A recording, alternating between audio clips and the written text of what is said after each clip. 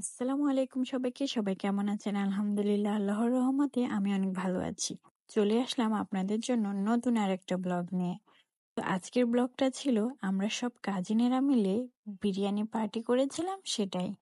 তো ব্লগের শুরুতেই দেখেছিলেন আমি কিছু টাকা দেখিয়েছি। সেগুলো হচ্ছে আজকে বিরিয়ানি পার্টির টাকা।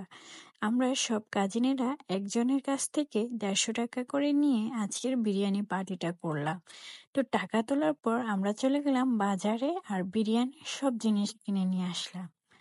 বাকি যে জিনিসগুলো ছিল সেগুলো আমরা বাড়ির সবার ঘরে ঘরে গিয়ে নিয়ে আসলাম। এরপর চলে আসলাম আমরা বিরিয়ানির সব জিনিসপত্র কেটে দিয়ে রেডি করার জন্য। তো বাবির বাড়িদেরকে ডেকে নিয়ে আসলাম মাংসগুলো কেটে আমাদেরকে সাহায্য করার জন্য। তো সবকিছু কাটা আর ধোয়া শেষে চুলা বসিয়ে ফেললাম আমাদের উঠানে ইট দিয়ে। তো এভাবে ইট দিয়ে চুলা তৈরি করে সেখানে বিরিয়ানি পার্টি করার মজাটা কিন্তু অন্যরকম। তো প্রথমে আমি বিরিয়ানির মাংসগুলোকে মেখে নিলাম হাতে। সবাই বলতেছিল আমার হাতের বিরিয়ানি নাকি মজা হয়, সেজন্য আমি আজকে যেন বিরিয়ানিটা রান্না করে। তো তাই আমি চলে গেলাম বিরিয়ানির মাংসগুলো রেডি করার জন্য। এখানে ছিল প্রায় ৫ কেজি মুরগির মাংস আর ৪ কেজি চাল। তো এইভাবে আস্তে আস্তে সবকিছু দিয়ে কিন্তু আমি মাংসটা মেখে নিলাম। আজকে আমরা সব কাজিনেরা দীর্ঘ ১০ বছর পর একসাথে হয়েছি। কারণ আমাদের মধ্যে অনেকেই দেশের বাইরে থাকে, আবার কেউ ঢাকায় থাকে, আবার কেউ শ্বশুরবাড়ি দূরে আসতে পারে না। অনেকের বাচ্চা কাচ্চা বড় হয়ে গেছে, তাদের স্কুলের পড়াশোনা, এই সব কিছু মিলিয়ে কখনোই এভাবে সবার একসাথে দেখা হয় না। তাই যেহেতু এইবার সবার একসাথে দেখা হয়ে গেল, তাই সবাই প্ল্যানিং করলাম একটা পার্টি করার জন্য। তো যেই ভাবা সেই কাজ, সবাই মিলে টাকা তুলে তারপরে চলে গেলাম বিরিয়ানি পার্টি করতে।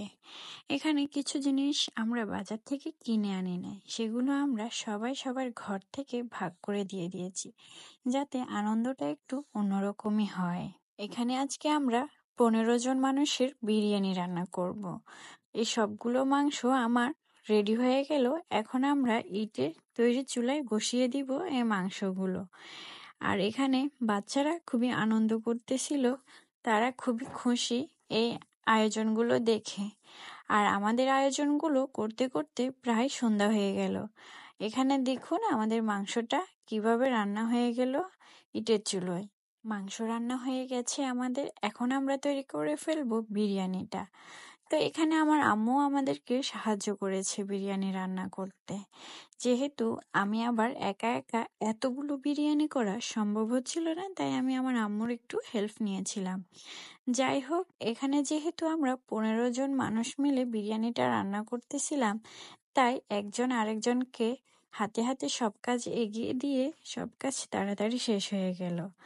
আজকে আমাদের বিরিয়ানি প্রায় হয়ে এসেছে।